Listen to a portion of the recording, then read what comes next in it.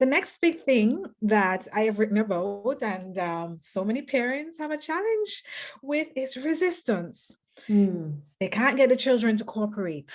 mm. What strategies do the Mayan community have to get a 12-year-old to voluntarily get up and do the dishes?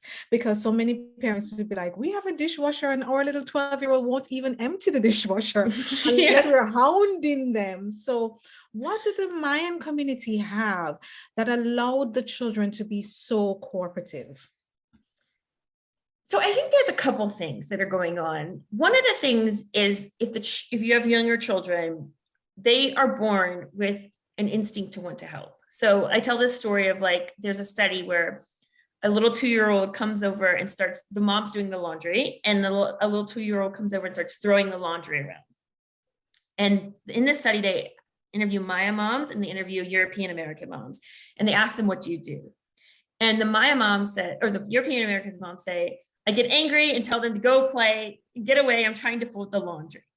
So the European American mom interprets this behavior as very antisocial, right? That the child wants to play, the child wants to make a mess. The Maya mom says, I get a little bit angry, the child's making a mess, but I am excited because the child is showing interest in the laundry. And in fact, some of the moms said the child is trying to fold the laundry.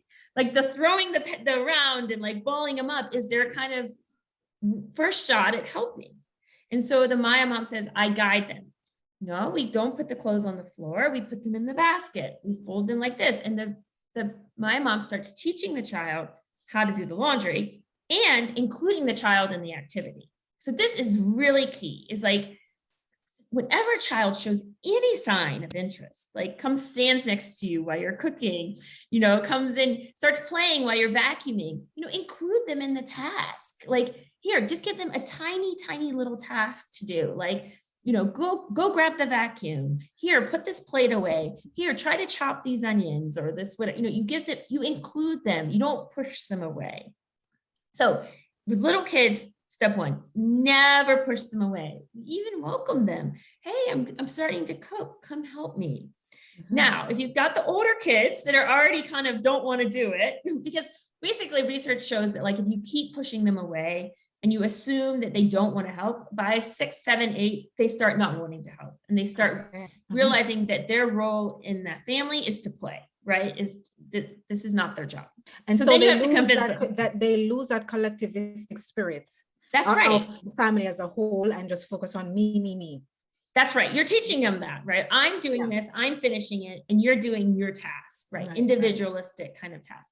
So what you can do, and with the little ones too, is instead of having individualistic jobs in the house, so like my husband and I used to argue like who's doing the dishes tonight or who's folding the laundry, all tasks are group tasks. So after dinner, everybody cleans up together before we do anything else, before we watch TV, before we do homework, whatever. Everybody clears the table, dusts the dishwasher, everyone sweeps, everyone works together. All tasks are like this. You make beds together, everyone makes each other's beds. We do laundry on Saturday all together. And so it's a social job instead of an individualistic, I did it, you did it. So this teaches, in, like you say, like a collective way of thinking, but also collaboration and working together. You have to, if you do this after 6 months, a year with a little kid, they know how to cooperate. They learn it very quickly.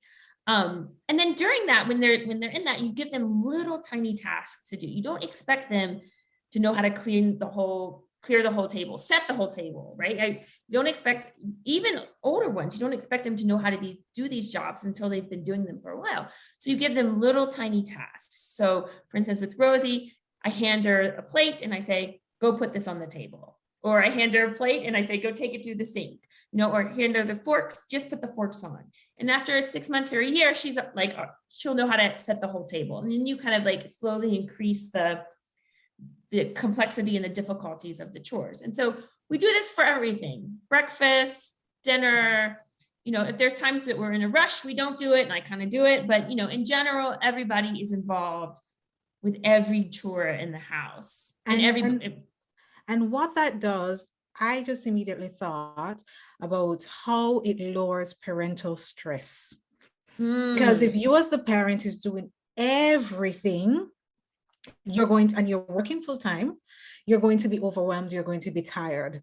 That's So right. if you have everybody working as a collective, and then the workload for the household is spread among everybody in the household, you can see that the parental stress decrease. That means you have a better opportunity to connect with your children. And if you Yeah. have a partner, to connect with your partner as well.